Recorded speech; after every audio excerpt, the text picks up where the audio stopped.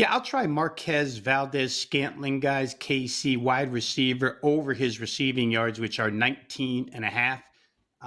Last two games he has gone over here in the playoffs. He's learned how to catch the football. Maybe that's another one of those things, Teddy. Maybe when the championship or divisional round of the playoffs comes, guys learn how to catch the football and not drop it. I'm not sure, but he and Travis Kelsey have been really good at doing it, as has Rashee Rice.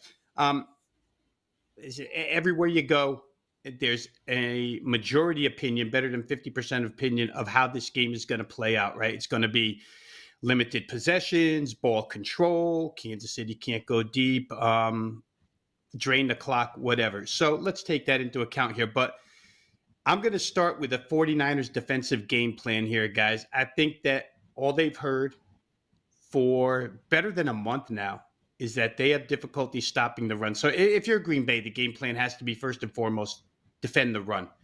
It doesn't matter how many guys you have to put up. They have to defend the run. Aaron Jones ate him up. Detroit ate him up.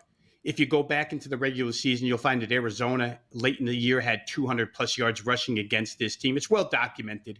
I don't know if they can stop it, to tell you the truth, without committing more guys to the run. Last week, they saw Travis Kelsey, get 10 targets in the first half and catch 10 passes, 11 overall for the game. That, again, going to be a second concern here from the defense of the San Francisco 49ers.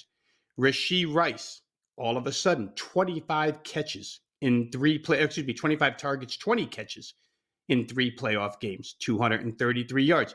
He'll probably get single coverage, but he'll get some added attention, whether it be safety help or something. There's 3 things right there that San Francisco has got to commit to. Marquez Valdes-Scantling is not one of those things. As no matter how low possession you get, you're still going to get 2 to 4 targets from this guy in the course of a game. That's what he's been getting.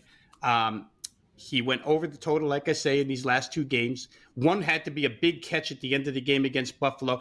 And I would say this, guys, if in fact you're trying to stop Kansas City from being methodical, a way that worked for them against Baltimore, then you draw more guys to the line of scrimmage. And your deep threat, your deep intermediate, or your deep vertical threat is Marquez Valdes-Scantling. So I'm banking on the fact that he'll get the 2 to 4 targets he's been getting, that he'll make a couple of catches. Generally, his are big catches for big yardage. So you may only need 1 catch to get yourself over the total here.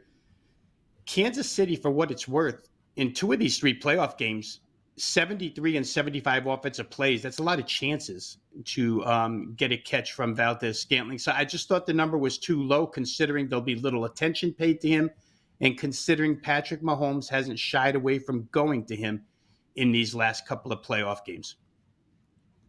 Just quick question, Rob. Just Kadarius Toney's status affect Marquez Scantling at all in your mind? Because he's in town. He's not listed on the injury report, and I'm concerned that Toney could take some of his snaps, or maybe a bunch of his snaps. Well, I think in the way of Andy Reid play calling, Teddy, because you never know with him, he scripts so well that he worked Toney in last year, right, for a touchdown. I think he and Sky Moore both got a touchdown. But no, watching enough of Patrick Mahomes, I think he's like any other quarterback who gets to this point and has been here before. They trust who they trust. He trusts Kelsey. He trusts Rice. And he's showing us the last couple of weeks that there's a little bit of growing trust. In fact, one of his quotes was about Marquez Valdes-Scantling, that he wouldn't stop going back to him. So I think those 3 guys are on the top of the heap. Unless there's something specifically designed for Toney, I'm not scared. Rob Veno breaking down college hoops and giving us a Super Bowl prop as well. And Rob, what else do you have going on at WagerTalk.com for Wednesday? Yeah, we're going to go ahead and get this Super Bowl package up today, guys. I don't know how you guys handled it, but it seems like every day for the last 4 days, I would come up with an additional thing. Well, maybe I want to bet this. Well, maybe I want to bet that. There's too much to look at when you start diving into this.